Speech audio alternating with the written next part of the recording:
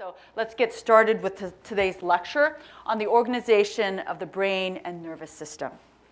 Okay, so what we're going to be going over today are the major components of the nervous system. There are two major components, the central nervous system and the peripheral nervous system, abbreviated as CNS and PNS.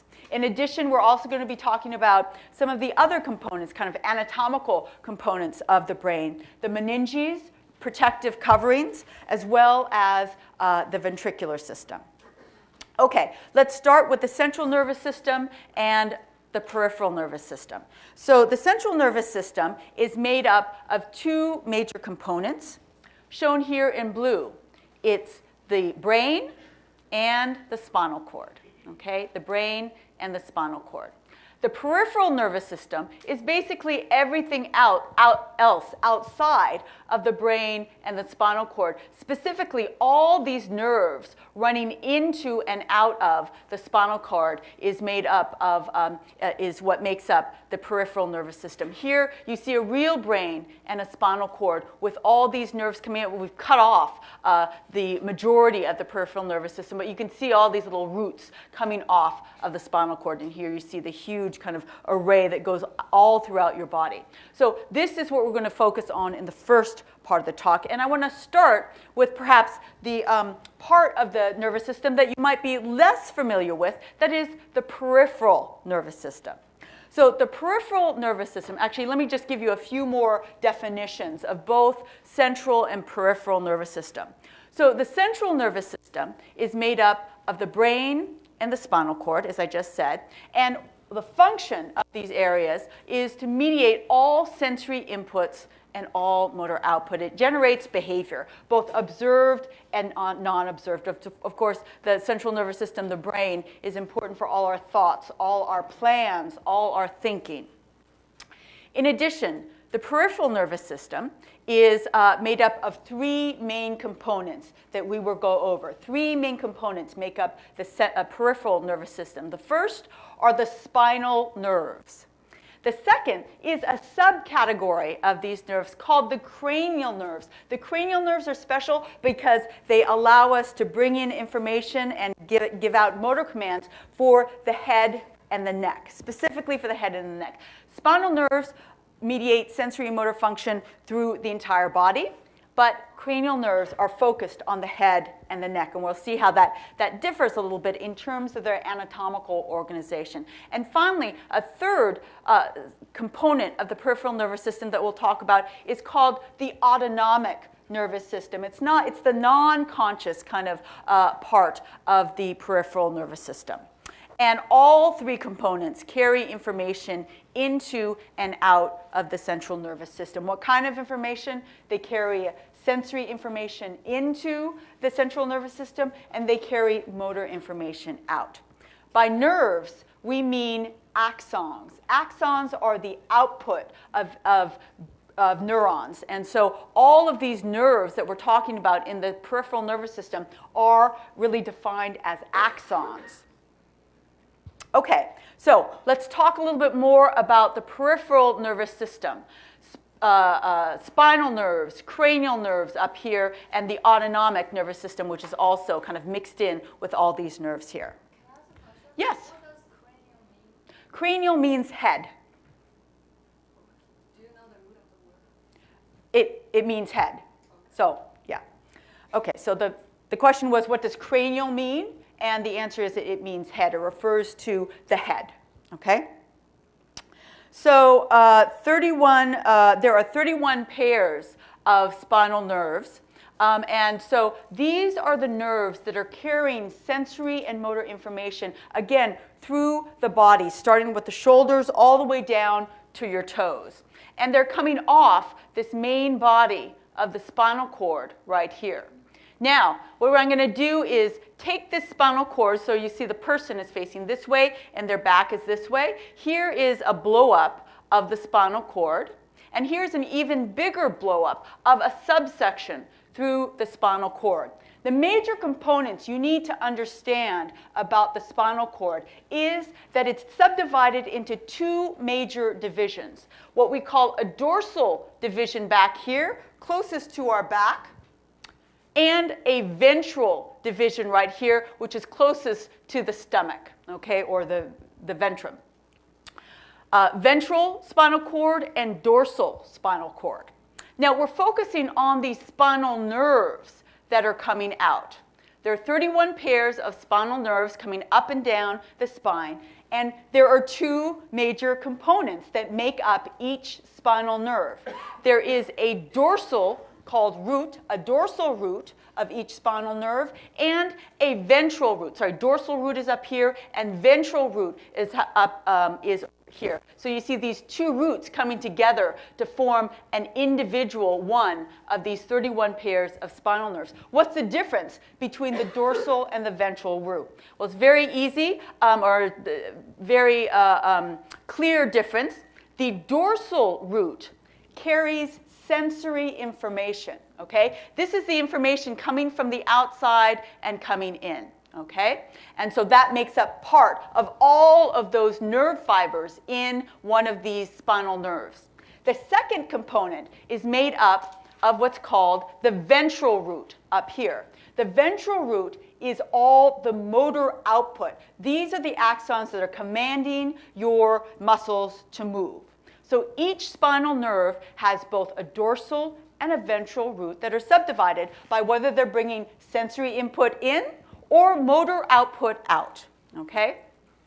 So one more component. So this would be right here. If I showed you this picture on an exam and I pointed right here, you would name this as the dorsal root. These are the ventral roots, and out here is the spinal nerve, one of the spinal nerves that are coming together. There's actually a pair, one on this side, one on this side, to make one of these 31 pairs of spinal nerves. One more component, anatomical component, that you need to know about, and that is this little kind of bump right here. Everybody see this little bump right here? It's over here as well. This is called the dorsal root ganglion. Ganglion means a gathering of cell bodies. A group of cell bodies is the definition of ganglion, okay? So all these cell bodies here are associated with the dorsal root. Those are the cell bodies that are sending one input in to bring those sensory inputs towards the spinal cord, and the other input, its axon actually, are going out and getting that sensory information from the outside. The cell bodies that are bringing that sensory information in through the dorsal root live right here in the dorsal root ganglion, okay? So I want you to know dorsal root, ventral root, dorsal root ganglia, and then these two together form spinal nerves, and there's pairs of spinal nerves, one on this side and one on that side. What do they innervate? Well, it's very kind of obvious. They are innervating what's closest to them in the spinal cord. So this more bottom part of the spinal cord innervates all the muscles and sensory input for the legs. Up here in the middle, you get input to the torso, and more up here at the spinal cord, you get input and output, sensory motor input and output to the upper shoulders and the arms as well. So your body is covered. Now we've covered the entire body, sensory and motor input and output through these 31 pairs of spinal nerves. But something is left. What about the head? Lots of important sensory information happening in the head. What kinds of sensory input do we get through the head? Sight? Hearing? Smell?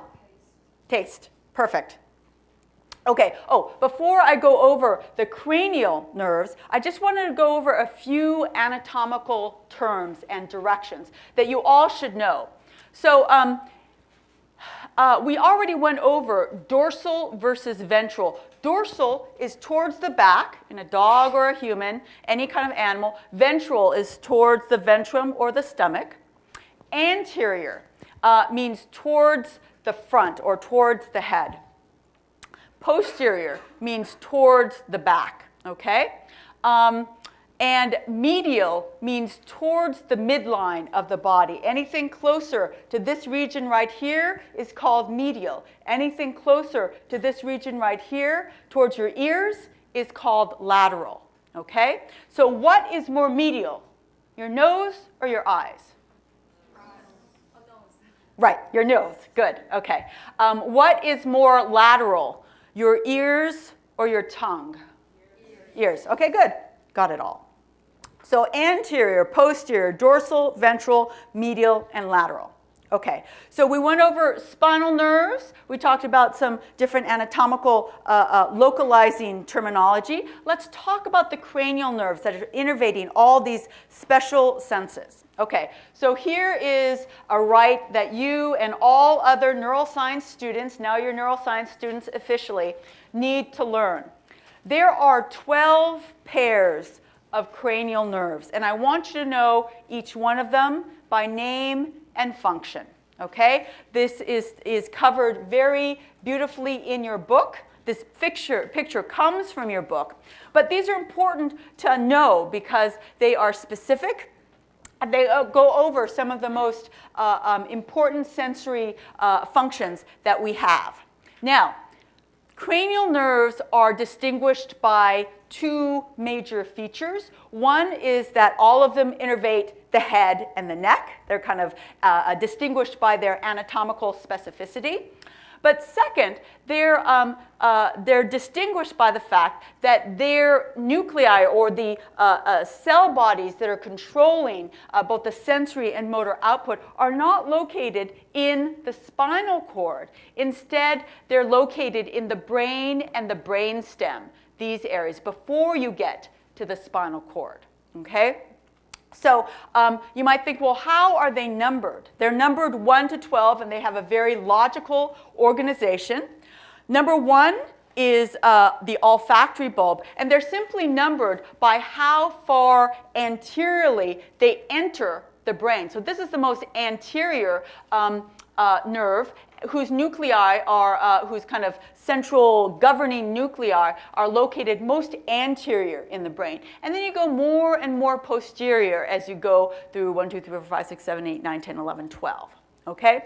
So let's just briefly go over these. You're going to go over these in detail and learn the different names and the numbers, but it gives you a feeling for how they're organized.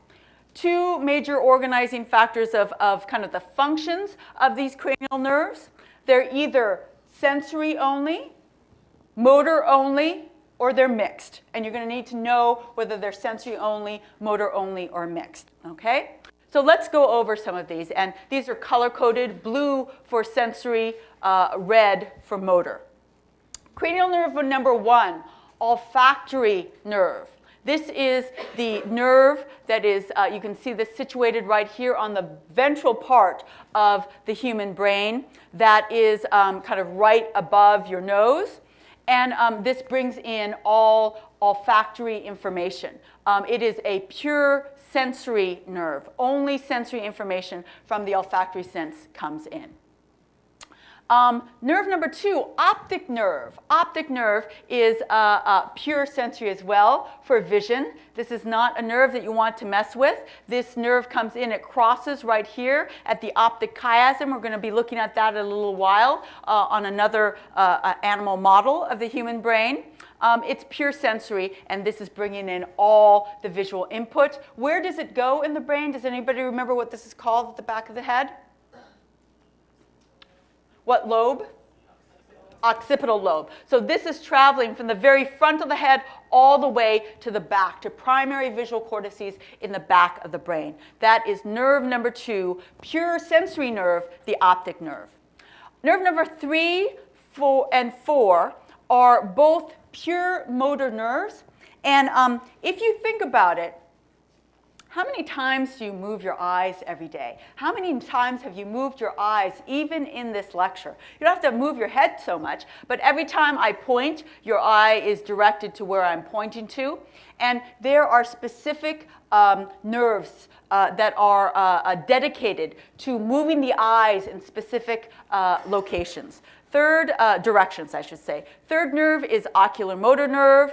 it is controlling eye movement. Fourth nerve is trochlear nerve that also controls eye movement in different directions. You don't have to know how they control the eyes, but just both of these are pure motor, and all they do is control the eyes. Nerve number 5 is a very, very big nerve. It's a mixed nerve. Our first mixed nerve is nerve number 5. It's called the trigeminal nerve. It gives you sensory information to the face, but also motor information to the jaw. The jaw muscle is one of the strongest muscles in your body. You use it to eat, you use it to talk, you use it all the time. And damage to the trigeminal will cause motor problems both with speaking and with eating. So this is a big, big mixed nerve with both sensory and motor. Nerve number 6, abducens nerve, we go back to a nerve important for the movement of the eyes. And you think, well, why do they go back and forth? Again, this is just dependent on where these nerves input onto, into this brain and brainstem area. Abducens nerve is a nerve that is important for, again, pure motor movement of the eyes. 7, facial nerve. Facial nerve also is a mixed nerve, sensory and motor. Facial nerve, like trigeminal, has sensory information for the face. So we have 2 that are bringing sensory information to different parts of the face. And the facial nerve has motor input to facial muscles. It's called the facial nerve because this is the motor nerve that allows you to have all those emotional aspects to your face. This is the nerve that gets desensitized when you do Botox in your face. You can no longer have emotions in your face, and you can't, raise your eyes in surprise. That is damage, actually, to your facial nerve. So it's bringing motor input to your facial muscles, motor input to your salivary glands. Your salivary glands are modified muscles, and very important for digestion, as well as motor output to your tear glands to make you cry, okay, that allow you to cry. Okay, so that's 7. 8, nerve 8, another pure sensory input, one of our special senses. It's called the vestibular cochlear nerve, the nerve 8, which is also called auditory nerve. This allows you to hear. It brings in all our primary auditory input to our brain, as well as balance input to our vestibular system. Okay, so that is nerve 8. Again, a pure sensory nerve. Nerve 9, glossopharyngeal, also a mixed nerve. Muscles to the throat, so swallowing. You can see these are some critical functions. Swallowing and sensory input also to the larynx. Glossopharyngeal, nerve 9. Nerve 10, very, very complex nerve, the vagus nerve. And this nerve is associated with what we're going to talk about in the next set of kind of peripheral nervous system functions. That is part of the autonomic nervous system. The vagus nerve, again, is a big, complex, mixed nerve. It has sensory and motor inputs. Motor inputs to the control of internal organs. We're not talking about voluntary input now. This is involuntary input to and control of internal organs. You can't decide, I'm going to digest right now. This happens kind of internally and non-consciously. And there's sensory input to internal organs as well through the vagus nerve. Finally, the last 2 nerves, 11 and 12, are pure motor. Spinal accessory controls, here we're getting down into the head and neck. The sternocleidomastoid muscle, you don't have to know that. This is just a neck muscle, and it's pure motor control of this neck muscle that allows you to shrug your shoulders if you like. Finally, nerve 12, hypoglossal. This is a nerve that's important for moving your tongue, okay? So along with the trigeminal with the jaw, this is very important for both eating as well as speaking. And hypoglossal damage that could happen with brainstem damage will impair your ability to speak. Okay, 12 pairs of nerves. Your homework is to find the cleverest acronym to remember the 12 pairs of nerves. There are funny ones, there are dirty ones, there are sexy ones, there are lots of them. I will not give you these, especially the ones that will be most memorable for you, but I recommend that you go out and remember, go out and find your favorite acronym to remember these 12 pairs of nerves. Look it up online. It'll be worth your while. Okay, so just to give you a little bit of a overview of what we're going to be going over, not this week in lab, but next week in lab. One of the great things about sheep brains is that all the cranial nerves are all in the same relative position on this ventral view of a sheep brain as they are on the ventral view of the human brain. So we may not be able to give you, 20 different human brains to dissect, but we can give you 20 sheep brains. And you're going to be able to see this. Here's the olfactory bulb. It's huge in sheep. If you look at the skull of a sheep, we should bring one in one year. Their nose is huge, right? Sheep have big noses. And they have large olfactory, they have very, very good olfactory sense as well.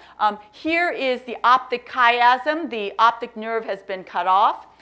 3, ocular motor nerve down here. Here's 5, trigeminal, which is usually very big. It gets a little bit hard to identify the higher numbered nerves, 10, 11, 12 down here, but 3 or 4 can be easily visualized on the ventral surface of the sheep brain. And again, it's in very, very similar positions and similar look as the human cranial nerve. So that'll give you a good sense of the location of these nerves and allow you to practice to remember what these nerves do. Okay, now, so that takes us through the 31 pairs of spinal nerves, the 12 pairs of cranial nerves, and finally, we've come to the third aspect of the peripheral nervous system, and that is called the autonomic nervous system. The autonomic nervous system is made up of 2 major subdivisions, the sympathetic subdivision and the parasympathetic subdivision. These different subdivisions are innervating lots of internal organs, your liver, your stomach, your heart, your lungs, your pancreas, your bowels. And both of them are innervating exactly the same structures, but they have 2 different functions. It's kind of a push and pull function. So let me illustrate the parasympathetic nervous system first. So tell me what happens when I say the word pop quiz. Anything? How about colonoscopy? You might be too young. How about rectal exam? Okay? What happens? If I was an MD and I said, I'm going to have to do a rectal exam on you right now, what happens? Your stomach tightens up, you get butterflies. If I was really going to give you a pop quiz, I'm not. I don't know about you, but whenever I heard that when I was a student, I got big butterflies. That is because of the parasympathetic nervous system. It's also called the fight or flight nervous system. It gets your body engaged. It gets your body involved. Why do you have that funny feeling in your stomach? Because when you have to run, actually, I should say the parasympathetic nervous system, one of its more recent functions was to prepare you for a pop quiz. But when we were, Neanderthals on the plains, what it really prepared you to do was run from a lion that was about to kill you. Okay? And what it does is it takes away all the blood from those organs that you don't need right now. You don't need to digest your breakfast if you're running away from a lion. Okay? You don't need to ovulate right now. You can ovulate later. Okay? And so you're pulling the blood away from these critical organs. And where are you giving it? You're giving it to your muscles, to your quadriceps, to your hamstrings, because you have to run away, and you have to run away now. Okay? So this parasympathetic system gives a jolt to the system, gets that blood away from the stomach, and and really activates, allows the blood to pump and the heart to, the lungs to work to be able to get you away from those predators. But let's say you got away. All right, you survived. How are you going to get yourself back down? That is where the sympathetic nervous system comes in. Sympathetic is hooked up to all the same organs as the parasympathetic, but it slows things down. It now allows you to digest. It allows your heart to go a little bit slower. It allows your bowels to work in a normal fashion. It's called, we call it the rest and digest, or weekend system. This is what's happening on the weekend. You're watching the football game, you're eating, you're sleeping in. You are activating your sympathetic nervous system. During the week, it's fight or flight, okay? You have to react to pop quizzes, to waiting on the elevator line for 10 minutes, all these things you have to deal with. That is the parasympathetic nervous system. So it's a push and pull nervous system.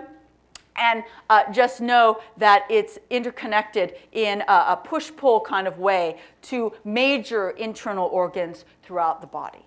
Okay? And also, the major difference between the autonomic nervous system and the cranial nerves and the spinal nerves is this is more of an unconscious system. We don't control it consciously, whereas I control that I'm moving my arm right now. I can decide to move my leg up like this, okay? So this is more autonomic or automatic, and the spinal nerves and the cranial nerves are much more conscious direction. Okay. So that is the peripheral nervous system. Let's move on now to the central nervous system. The central nervous system, as we showed at the very beginning, is made up of the brain and the spinal cord. And it mediates all sensory input and motor output, generating behavior observed and non-observed. Again, brain and spinal cord. Brain and spinal cord minus these little snippets of the spinal nerves. Okay, we went over the different parts of the human brain. Here is the frontal lobe up here, the central sulcus. Who knows what the central sulcus separates? There's a critical function of this area versus this area, pre and post central sulcus. Anybody know? Yes?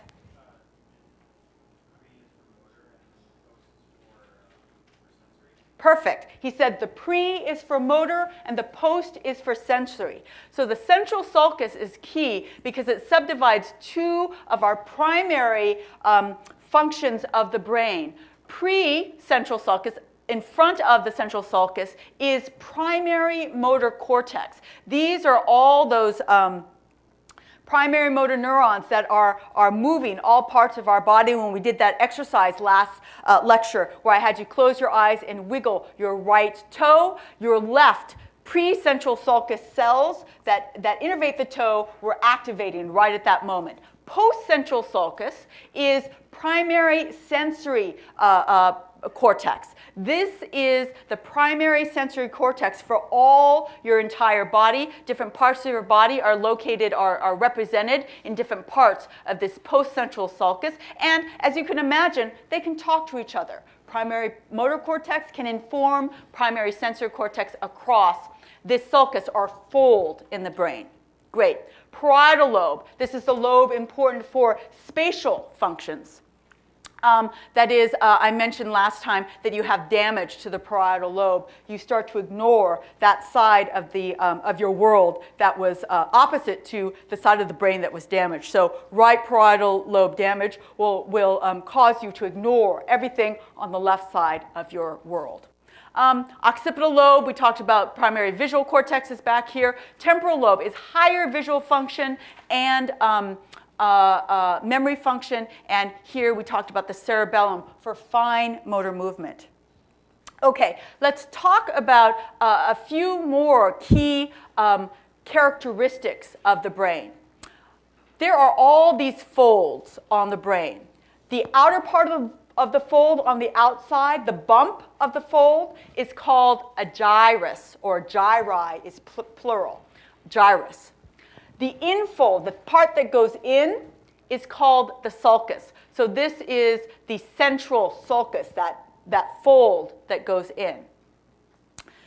Just to give you a feeling for how much is buried, 2/3 of our entire cortical surface is within the sulci. So there are very, very deep sulci. So much so that if you flattened the entire human cortex out, it would be a square 2.5 square feet. That's huge, okay? So why wouldn't we want to walk around with a big old brain like this that's 2.5 square feet long? What's the advantage? Anybody have an idea? It's clearly an evolutionary advantage. Yes? Yes, so that's one good thing. So she said there's more cells in the brain. You can fold it up. Yes? I'm sure it'd be easy to spot like a huge head by like a prey or a predator. Say that one more time? Like a predator. Like Oh, right. way back Oh. when you find a big head. Yes, if you had a big old head, the lions would probably spot you much easier than you had a smaller head. Yes, that's good. But I was thinking about a more practical reason. If you had a big old head that was 2.5 square feet, how the heck are you going to fit through the birth canal? Okay? Think about that for a second. Very painful, right? At least for half the people in this room. It's evolutionarily advantageous for multiple reasons. You don't want to have a huge old head that's awkward to walk around. You're going to be killed by lions. You have lots more cells. You can fit lots more cells in there because this is really your computational powerhouse of your brain is the cortical surface. And for a practical reason, you have to fit through a birth canal. You can't have this big old head down there. And so we're going to talk about this a little bit more in our evolution lecture. But the depth and the extent of these gyrations in the brain usually signal how much computational power there are. So you go to other animals that you consider very, very intelligent. Chimpanzees, large apes. They have huge folds in the brain. So you think, okay, that kind of makes sense. But then you go to the lowly cow. I don't know, has anybody seen a cow brain? It has lots of folds. And you have to think, what are they thinking about? What are those cows thinking about? And I don't know. So it's actually a little bit more complicated than that. You can't just take a view, but take a picture of the outside and count the number of folds. It actually also has to do with the ratio of your body weight relative to the brain weight that people have, that biologists have figured out lead to the largest kind of intelligence quotient in different species. Okay, so that's about sulci and gyri. We have two brains. We have a right hemisphere and we have a left hemisphere. And most of you know that the right hemisphere is controlling everything on the left side of our body, and vice versa. The left hemisphere is controlling everything on our right side of the body. But they communicate. They must communicate, or else we'd be, schizophrenic, or at least dual personalities. And they communicate through a structure called the corpus callosum. Okay? The corpus callosum, I'll show you a picture of that in a second, is a huge highway of axons that go from left to right. These are all the axons going from one side of the brain to the other. It is huge. It's located right in the center there. You can see it when you cut the brain in the sagittal plane, which is this way. And the two, here I say this, two cerebral hemispheres are connected by fiber bridges. The major bridge is called the corpus callosum. Bilateral symmetry and these four lobes that we went over already. Okay, so there are lots of different brain structures. We just went over the cortical, major cortical lobes, but there's also subcortical structures. But I always like to start with development because it makes things simple if you see how this very complex structure first developed. Okay, so basically, we are developed from a three-layered structure. The 3 layers in development, and I mean in utero as you're developing your whole body, 3 layers are called the ectoderm, outside layer, the mesoderm, mesoderm, the middle layer, and the endoderm, the inside layer. So ectoderm, mesoderm, endoderm. The main layer I want you to know about is the ectoderm, the outside layer, because the entire nervous system develops from the ectoderm. So it's like a sheet. So let's say this is a sheet. This is a sheet. Let's do it right here. And what happens is 2 parts of the sheet come up and pinch together right here to form a tube, the neural tube. So the entire nervous system develops from a tube of structure. So where the walls are made up of that outside layer, the ectoderm, and the inside is just empty. We're going to see what that inside turns into at the end of the lecture. Okay, so now we have a flat surface that pinches up into a tube with cells on the outside and just blank on the inside. Let's see how that tube develops. Here is a simple view of that tube. Importantly, the tube is polarized. There's a difference between one end and the other end of the tube. One end of that simple tube forms our entire cerebral hemisphere. The other end of that tube differentiates much less and forms our spinal cord. Okay? And then everything in the middle forms in the middle. Okay, so here is a simple tube, polarized. Here's the front end that develops into the brain. Here's the back end that develops into the cortex. And take a look at what happens at this front end here. This end evaginates to puff out like a balloon and cover the rest of the top part of this tube right here. So this is these are the cerebral hemispheres, and here are these subcortical structures that we're going to go over, and way down here is the rest of the tube, which is the spinal cord. Okay? So now there's some terms that I need you to learn about linking these early structures to what they eventually become. But again, it's just different parts of this tube. Okay, we're not going to talk about that. Okay, so here is the big part of the tube. It's developed even more here. This big part of the tube, early in development, is called the telencephalon. Okay, you need to know these terms right here. You have to know what they develop into.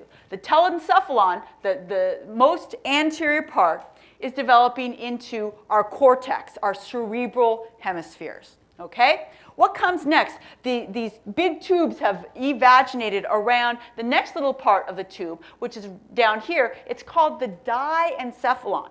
And look, the telencephalon has evaginated so much that the diencephalon ends up in the middle of this evagination. So the diencephalon is right in the middle, and this differentiates into 2 major structures, the thalamus and the hypothalamus, that we'll be going over particularly a little bit the hypothalamus in this first third of the class, and certainly the thalamus in the sensory and motor parts of the task. The thalamus is the major relay station for all major sensory inputs to the brain. All of them go through the thalamus. Hypothalamus is important for major autonomic functions, eating, breathing, sexual activity, all that kind of stuff. That comes from the diencephalon. What comes next? The next part of the tube is called the mesencephalon. Okay? It's also referred to as the midbrain, and we're going to be talking about and looking at the 2 major components of the midbrain. These 2 lumps up here are called the superior colliculi. Superior, they're up, dorsal. Down here, they're called the inferior colliculi. Superior colliculi, important for visual processing. Inferior colliculi, important for auditory processing.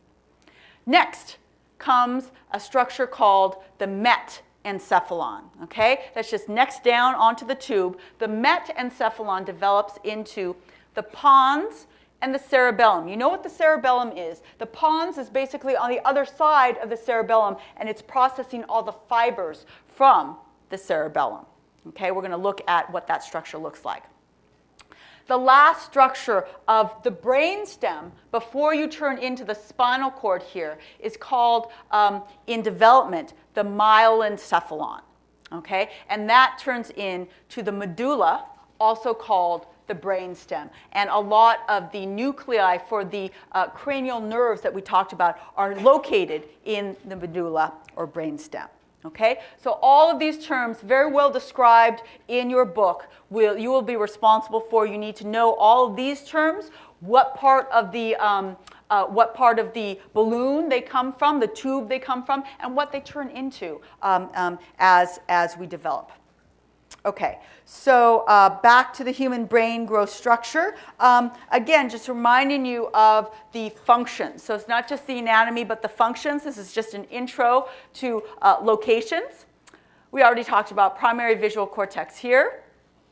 Cerebellum, fine motor skills. Parietal lobe, spatial functions. Central sulcus separates primary motor cortex in the anterior to the central sulcus with sensory cortex, posterior to the central sulcus. Executive functions, we haven't talked about this so much, in the frontal lobe. You get frontal lobe damage and you lose your personality. That is where your personality, your humor, the way you talk to people, this is how you organize your world. Also, higher functions called working memory functions, being able to keep things in mind. All of those complex things together are lumped together in something called executive functions, one of the highest order processing systems in the brain way up here. And finally, temporal lobe, as I mentioned, important for high-level vision and memory. Oh, sorry, primary auditory cortex right here, important for processing auditory information. And what nerve was that was primary auditory input? Anybody remember?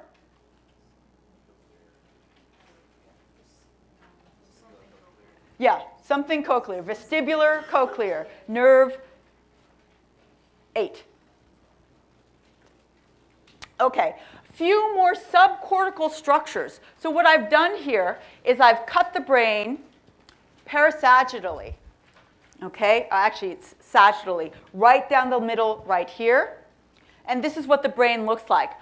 Here is what I was talking about, the corpus callosum. All of this is fibers. So how do you tell the difference between whether it's fibers or there's cells there? Anybody know when you're looking at a brain structure, what is the difference between an area that has fibers versus cells?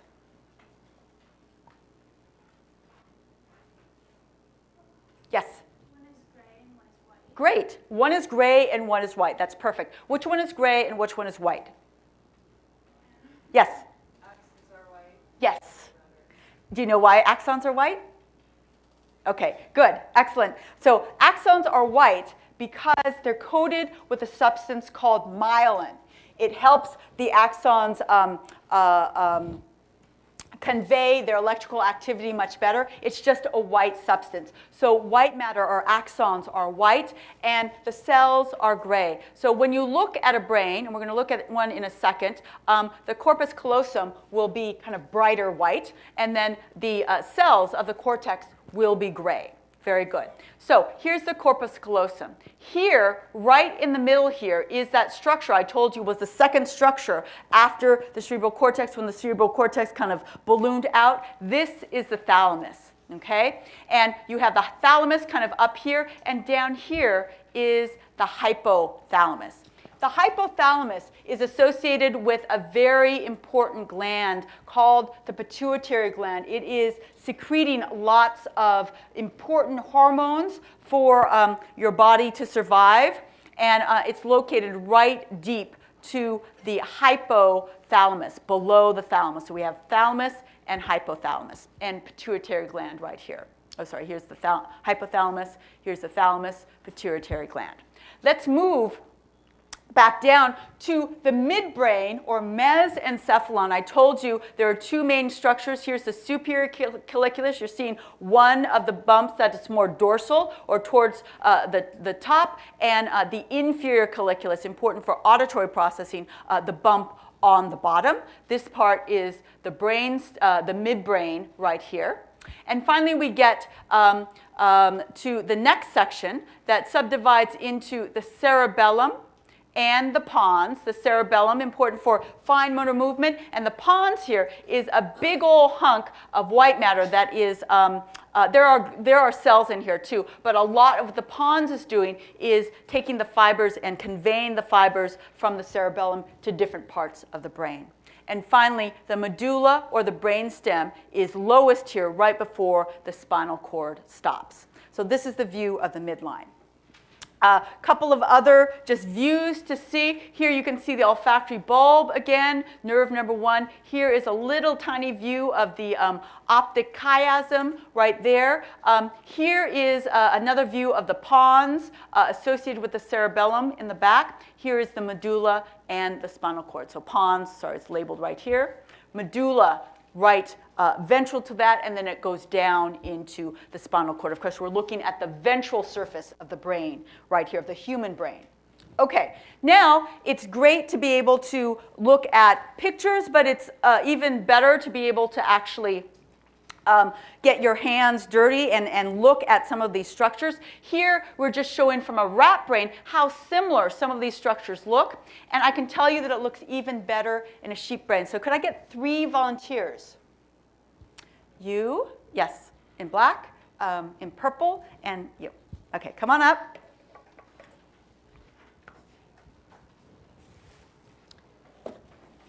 Quickly put some gloves on.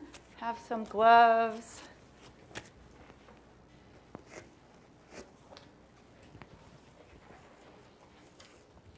Come back over here so you can face your audience.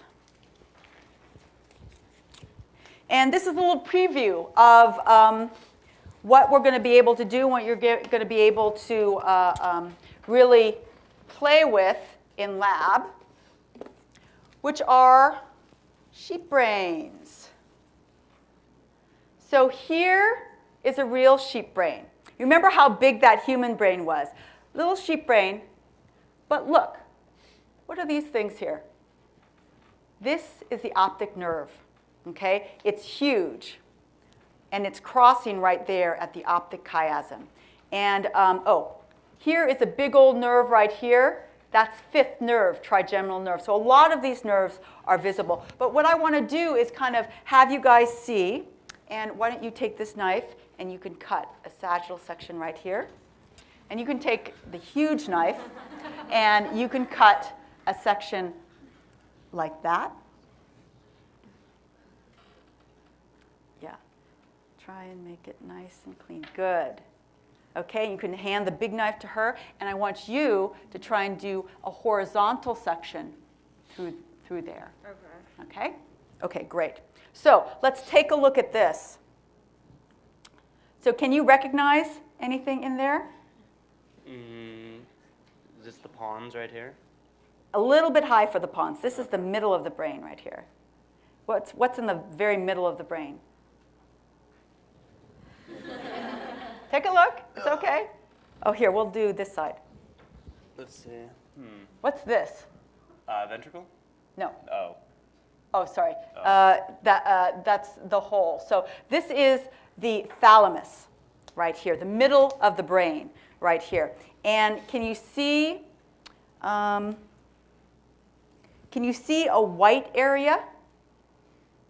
It's a little bit hard because this has been... Is it around right there or in here? Yeah, So this is, he pointed out, a big white fiber bundle. This happens to be the fornix, but the corpus callosum is, you can see it in a different section, is a big structure right here that's also very white. So unfortunately, these brains, when they've been fixed a lot in tissue, in fixative, the white versus gray coloring is not quite as clear.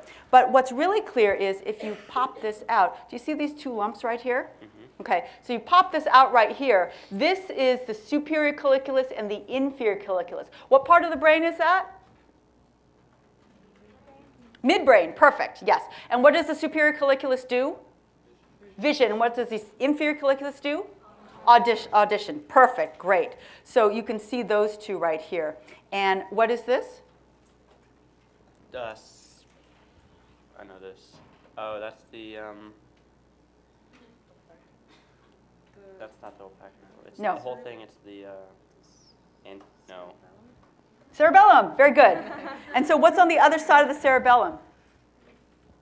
Gosh, brainstem. Close. Close, the next one up. Pons. Okay, so the pons and the cerebellum are together. So this is a sagittal section right here. So we're cutting the brain this way. This is a sagittal section. You're going to have to know these different orientations. Now, what is your name? What? Henry. You. Henry. Okay, so Henry has cut it in a sagittal section. And what's your name? Laura. Laura has cut her brain in a coronal section. So here's the brain right here. Here are coronal sections like this. And so we're opening it up here. And what we're able to see is another structure in the middle of the brain. This is a structure that is even anterior to the thalamus that we haven't gone over yet. It's called the caudate nucleus. It's part of what's called the basal ganglia. This is a structure important for motor functions. This is the system that's damaged in Parkinson's disease. So this all through here is part of the basal ganglia system right here. And you can see this hole here, which we're going to talk about. See that hole? It's part of the ventricular system. And then finally, what is your name? Tessia. Tessia has cut the brain in a horizontal manner, so through this way, okay? So open it up, and you see even more beautifully the head of the caudate nucleus here. Again, here is the thalamus more posterior here, and back here you see part of the hippocampus. So you're going to be looking at both all of these different sections, sagittal, coronal, and horizontal. And you get really great 3D views of the brain to see not only the outside and the gyri and the sulci, but the organization of all those structures that are packed right in there, particularly the basal ganglia and the thalamus. Thank you very much. Okay, just leave your gloves on the table.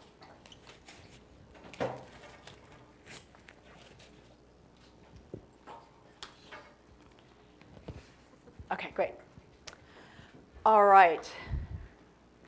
So we just went over the planes of sections, horizontal plane, sagittal plane. Oh, here's a great view of the corpus callosum right here, the sagittal plane of the human, and here's a coronal plane. To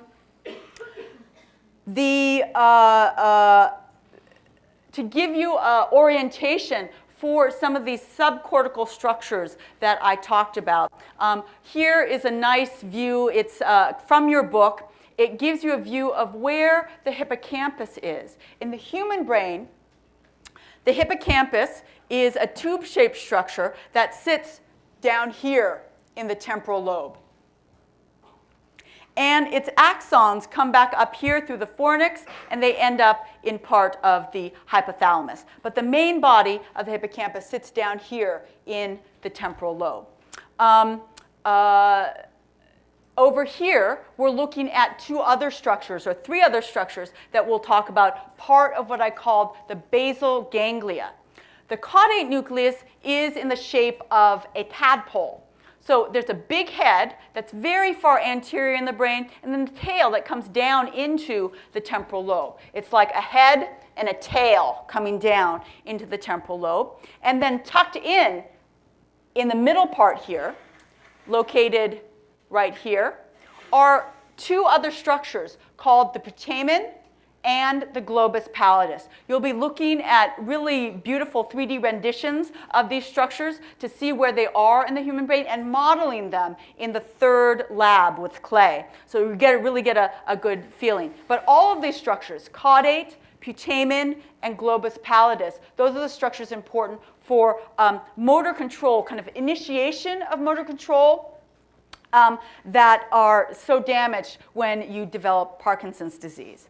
The interesting thing is that it's not only a motor structure, but we've seen that more recent data has shown that the basal ganglia is also important for processing reward information. What is a value to me? If a slot machine gives me $100 profit versus $2 profit, this is the area that lights up to say, hey, $100 is better. Okay, so it's an interesting mix of kind of motor function, initiation function, as well as reward functions that has been studied extensively in the decision-making field in neuroscience. Okay, and in the last 15 minutes, I want to go over two kind of protection aspects of the brain, the meninges and the ventricular system. Meninges. Meninges are the hard covering of the brain, and you can see them right here in the sheep brain.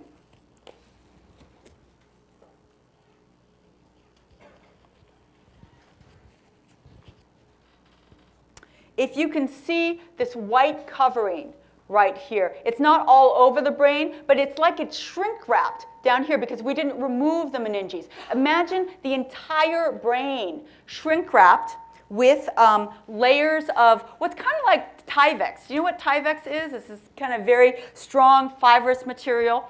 It's like a protective sac that goes all the way around your brain and all the way around your spinal cord. Though that protective sac together is called the meninges, and the major function of the meninges is protection. I'm going to give you 3 different names of 3 layers of meninges, just because it's easy to remember, and it does form a very important protective aspect of the brain.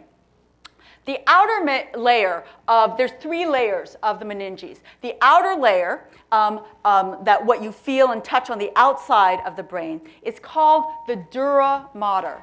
Dura means hard, mater means mother. It's the hard mother, it's the protective mother, it's the most strongest fibrous part of the meninges. That's on the outside.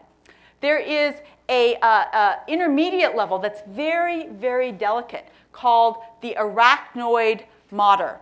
And arachnoid means spider, mater means mother again. And what this layer is just little tendrils going from the top layer, the dura mater, to the bottom layer that we haven't gotten to yet called the pia mater. Pia means soft. This is a very delicate layer that actually touches the surface of the brain. And the arachnoid mater are these little tendrils that's connecting the pia mater to the dura mater. The arachnoid mater has a lot of space in there and creates what's called the subarachnoid space. What is in the subarachnoid space? What's in there is a fluid called cerebral spinal fluid. Anybody ever have a spinal tap done to them? Or heard of a spinal tap?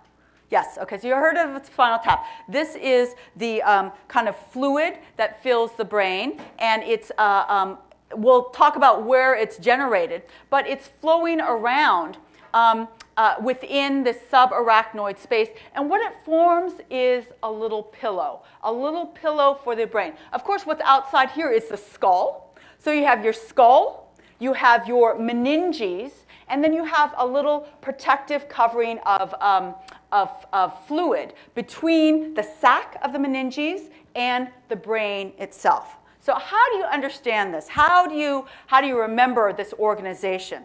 Well, I found that one very easy way to remember this is to use a simple food group that everybody is familiar with. I'm convinced that the makers of this food group were neuroanatomists that looked at the organization of the brain, because if you think about it, tofu is packaged just like the brain. You know why tofu is in this protective water covering is because it protects it. In fact, regular tofu is about the consistency of your brain. So here I have this very delicate thing. What do? Do I just, slap it in a box? No, I put a protective water covering around it, just like the meninges. So I can throw it to somebody. They could throw it back. And I want my brain to, be intact. And we can open it. And it is completely, fully intact. This is regular tofu. So if you want a feeling for, I'm not going to get that out, but if you want a feeling for what the consistency of your brain is, that is a pretty good model. I don't know, how many of you watched the football games this weekend? Okay, so imagine, they're great games, really fun games, but just every time I watch, I cringe because all of that impact onto the brain. So you have a pretty good protection. You have your skull. I mean, for me, it's great protection. I don't bang my head up against anything anytime. So I have my skull, I have my meninges, and I'm protecting this thing that's the consistency of tofu. But what do these guys do? They batter their heads into each other. And it's not surprising that they're finding long-term neurological problems associated with sustained head trauma, like you see in boxing, in football, even in soccer with the heading. This is what you have. And if you're going beyond that, you're going to start damaging the brain. Okay. So lastly, let me just go over how this cerebrospinal fluid gets there. And for that, we go back to our view of the early spinal cord as a tube. A tube has an outside wall and an inside. The inside is empty. Actually, it's not empty. It's full of cerebral spinal fluid. So it starts out as a tube, and that tube actually expands and continues to be in your brain. So there are fluid-filled chambers in your brain right now. Everybody has them. They're called ventricles, and they've developed from the inside of this tube. What do they look like in the real brain or in the adult brain? They look like this. So this outline is the empty spots in your brain that developed out of that simple kind of single tube of the neural tube. This is called the lateral ventricle. I should use my...